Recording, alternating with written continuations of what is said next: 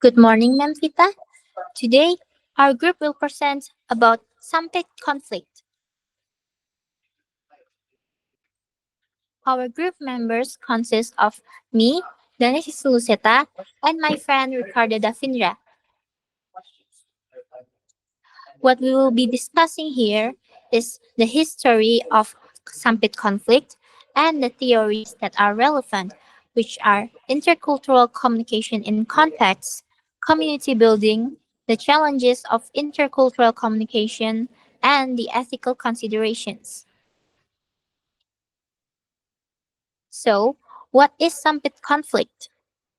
The Sampit conflict is a conflict that happened in Sampit, Central Borneo, involving Dayaknis and Maduranis people.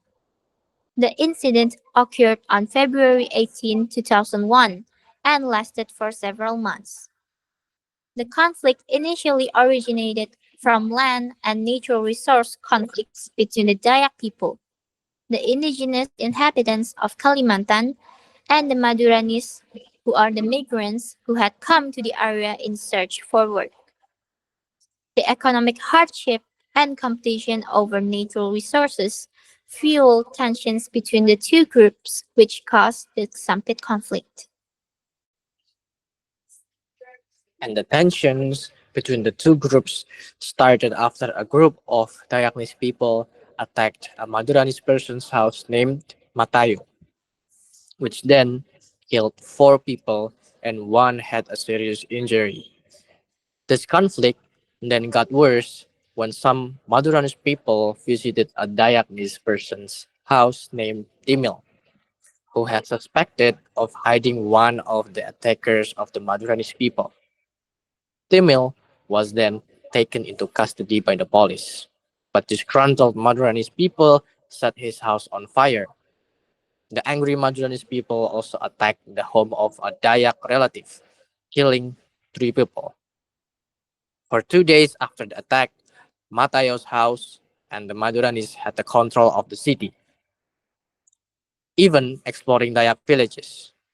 However, on February 20, 2001, the situation changed when a large number of Dayaks from outside the city came to Sampit. Dayaknis from various areas along the Mentaya watershed, such as Suruyan, Patua Pulut, Perenggean, Katingan Hilir, and even Barito, arrived in the city via the Mentaya River near the harbor.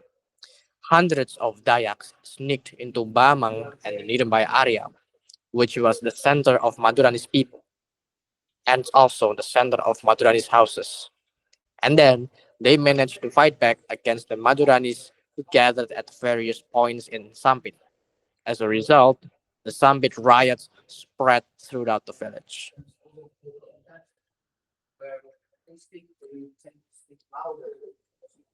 Here is the first relevant theories in this presentation. First is the community building. The community building refers to processes that foster connection, support, and shared identity among group members. It emphasizes integration, identity, and belonging, especially for marginalized or displaced groups. In the case of the Sampit conflict, the Maduranis came to Borneo because of working needs. In Borneo, the Maduranis built and stayed in the same area. The Maduranis people also choose to live in an area that is far from the other ethnicities area.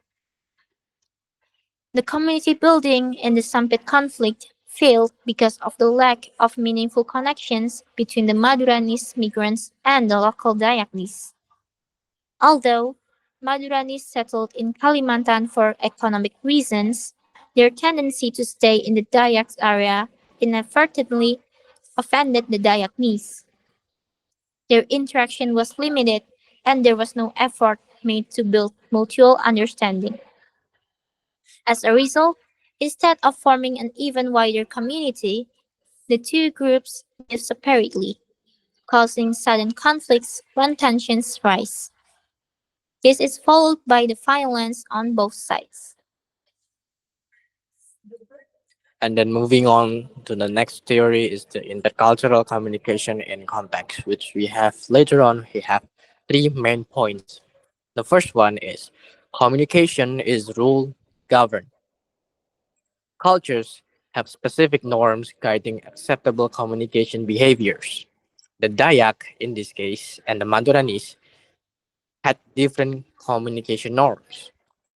For example, how to resolve a conflict, hierarchy, directness, and also formality.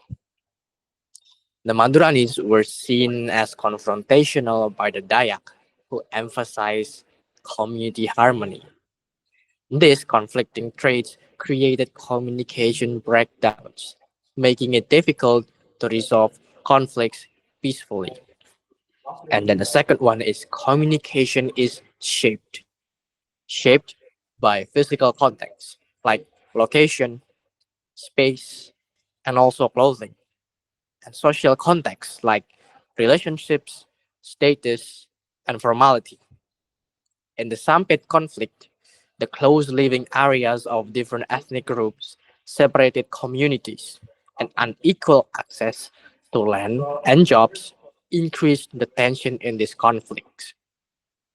The Maduranis migrants were gaining economic power, which then challenged the traditional position of the Dayaks, caused fear and conflict.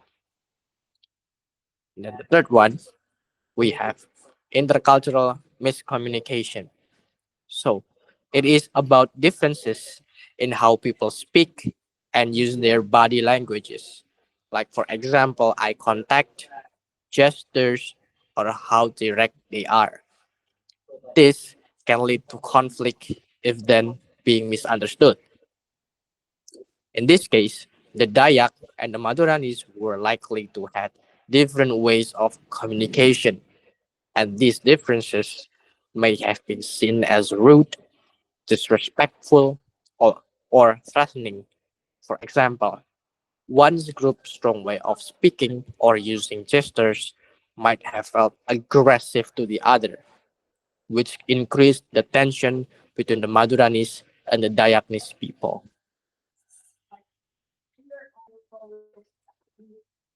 The next is the challenges of intercultural communication that happen in the case of Sampit conflict. The first one is ethnocentrism. Ethnocentrism is the belief that one's own culture is superior than others, leading to judging the others by one's own cultural standards. Both ethnic groups likely engage in ethnocentric thinking, leading to cultural rejection rather than integration. For example, the Madurani's cultural practices, which is conflict resolution through family or clan based retaliation, clash with the Dayak communal norms, intensifying their conflict. The second one is cultural shock and acculturation failure. The culture shock involves psychological disorientation when encountering unfamiliar cultural environments. Acculturation is the process of mutual cultural adjustment. Many Maduranese migrants did not successfully integrate into Dayak society, leading to assimilation, while the Maduranis felt socially rejected. This breakdown in acculturation fueled long-term tension. And then the third one, we have power imbalances. Power in intercultural communication refers to the ability to control resources, shape narratives, and even define norms. Power imbalances lead to institutional discrimination and also exclusion. Tensions arose partly because the Maduranis were economically more successful rather than the Dayaknis people. This leads to create a perceived threat to the Dayak social and economic dominance. This power struggle translated into a violent attempts to reclaim the dominance of the Dayaknis people. And then the fourth one, the last one, we have avoidance and withdrawal. This is a form of prejudice where individuals withdraw from intercultural engagement, preventing mutual understanding. The Maduranis people were segregating themselves and did not engage in the meaningful interaction, especially with the Dayaknis people. This then creates a massive misunderstanding between the two ethnicities.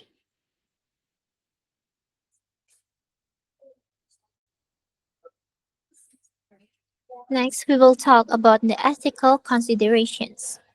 First is the ethic. Ethic in the intercultural communication refers to being mindful of how your words and actions impact others from different backgrounds. Ethical choices in communication can either promote understanding or cause harm. In the case of Sampit conflict, unethical communication and behavior such as hate speech, stereotyping, and exclusion can worsen the ethnic tensions.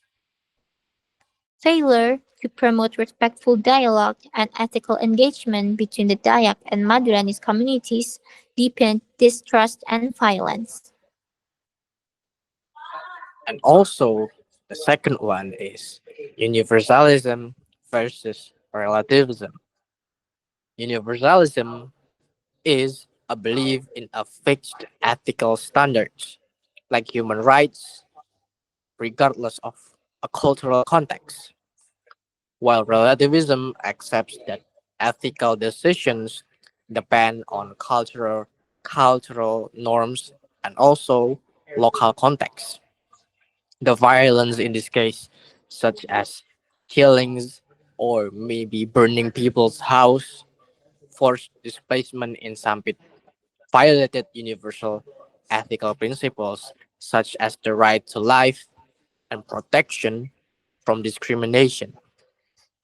But, however, some may have justified actions through cultural relativism, arguing for indigenous rights, autonomy, or also historical grievance. This creates a moral tension.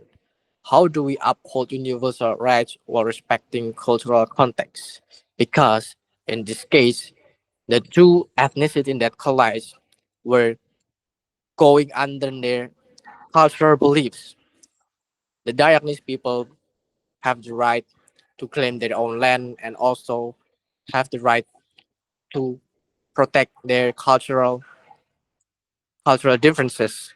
But also in the same hand, the Maduranese people were also implementing their own cultures.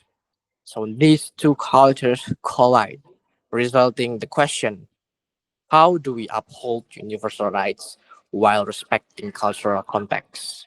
So, in conclusion, the Sampit conflict highlights how the failure of intercultural communication can lead to social breakdown but also violence.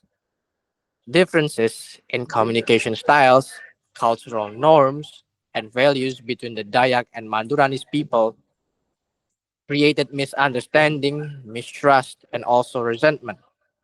Physical and social contexts such as ethnic segregation and competition over resources further intensify the tensions.